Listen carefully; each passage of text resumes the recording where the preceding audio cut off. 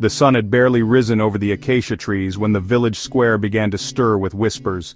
A child had fallen sick, his body burning with fever that no herbal tea or store-bought medicine could cure. His mother, desperate and afraid, called for the elders.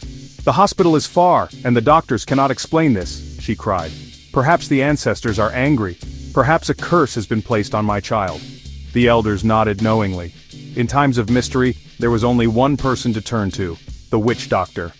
By midday, the villagers gathered at the hut on the edge of the forest.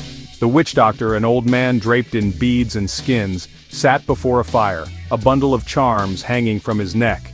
His eyes seemed to look beyond the living into a world no one else could see. He listened quietly.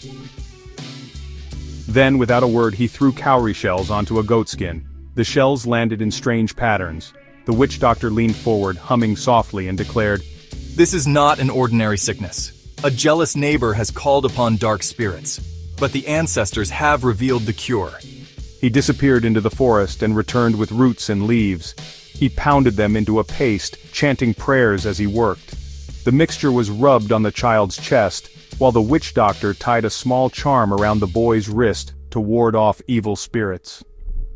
By dawn the next day, the fever had broken. The child sat up, weak but alive. The mother wept with relief, praising the ancestors and the powers of the healer, but not all were convinced.